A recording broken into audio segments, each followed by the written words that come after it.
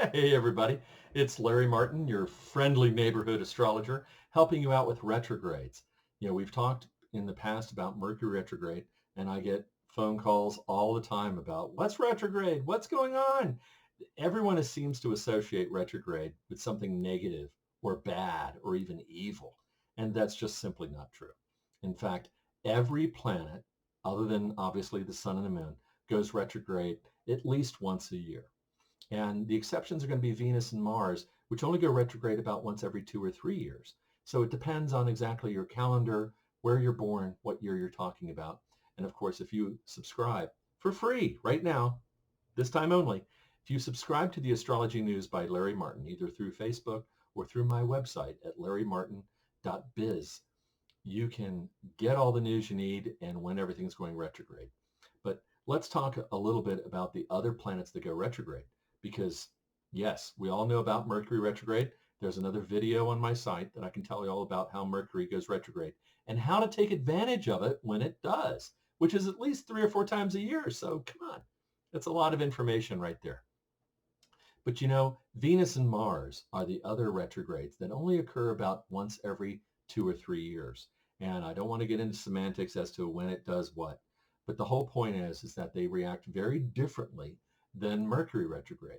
And you need to understand how that operates in your birth chart, both in the location of the retrograde and also the specifics of when the retrograde starts and when it ends. Now, one of these days, I'm going to create another video where I'm telling you about the details of each of either the Venus retrograde by itself or the Mars retrograde by itself. And why am I singling these two out? Well, it's because they don't happen as often. But when they do, it's extreme. It's a life-changing process. It really is. In fact, Venus, when it goes retrograde, can be retrograde for a month or more. It stays in the same zodiac sign. And if you've ever had a love life and you ever wondered how it was going, Venus is going to tell you. In other words, no, just like Mercury, you don't want to start a new relationship or a new love or a new fantasy while Venus is retrograde. In other words, you don't want to have cosmetic surgery. You don't want to have anything to do with Venus and its love of life or its beauty or its music or anything else when it's retrograde. Now, does that mean you have to hide in the basement like you do every time Mercury goes retrograde? Of course not. No, no. But its remedies are not quite as simple as Mercury retrograde. And yes, I did say that. Mercury retrograde solutions are very simple, very simple. The Venus retrogrades are a little more complicated in the sense that we're not accustomed to Venus going retrograde sometimes at all. In other words, if you live in the United States or North America, you want what you want when you want it. And when Venus goes retrograde, it means you're not going to get what you want when you want it. So you need to know the rest of your chart, the rest of your birth chart, and really discern between, let's say, your moon sign and let's say where Jupiter is. In other words, your prosperity. Where does your abundance come from? In other words, if you're dependent on Venus saving you, she's not going to save you during a retrograde. She's going to give you that unique opportunity to redo something. In other words, what you love, what your hobbies are, what you do to have fun. When Venus goes retrograde, it allows you to go back and do that. What's fascinating is that the Venus retrograde I'm studying right now, and again, every retrograde can be different, depends on the sign and the location in your birth chart. You need to consult with your local neighborhood astrologer to find out what that is. Or, take classes and study how to do it yourself. And it's not that hard. It really isn't. It's so simple. But in 2020, the year of the pandemic, Venus is going to go retrograde very, very soon. We're talking about late spring, early summer. And when it goes retrograde, it's going to allow everybody to get out of the house, stop the lockdown. That's going to be the central theme as Venus goes retrograde and reminds us all what is really, really important. In other words, prior to 2020, you were what? Locked into your job, locked into your cell phone, locked into social media, caring what everybody else thinks. In other words, we lived a rather paranoid life, wouldn't you say? Whether you're just trying to make money or just trying to make a living or just trying to get by, we had a lot of social distractions, a lot of it caused by the media and technology. So Venus says, that's enough. Venus wants pretty fingernails, beautiful flowers, gifts, comments that are not just comments, compliments. Venus loves compliments. In other words, if you thought about Aphrodite, which is Venus's Greek name, Aphrodite only wants praise. She doesn't want to hear criticism. She doesn't want to hear judgments. And she does not do politics. Just saying. Anyway, as Venus goes retrograde, it gives us a realignment to what we love. Hobbies, games, playfulness like we did when we were children. And losing that is frightening, isn't it? I mean, you think about the lockdown. Almost every country in the world has their citizens hiding in their living room. What, to watch more TV? I mean, I don't know the purpose of all that. Maybe it's to avoid some pandemic, okay? But my point is that Venus retrograde is not going to settle for that. Not going to happen. You're going to revitalize yourself and your hobbies, your games, your fun and activities. And I'm looking at the time right now and I'm thinking this video has gone on too long.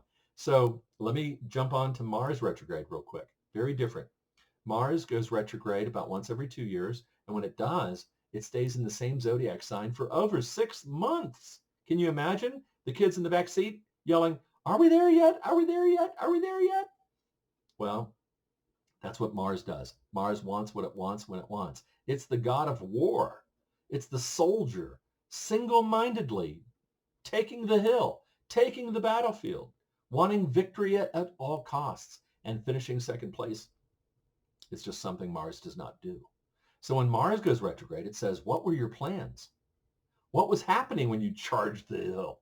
What were you doing at the time? What is it that you want?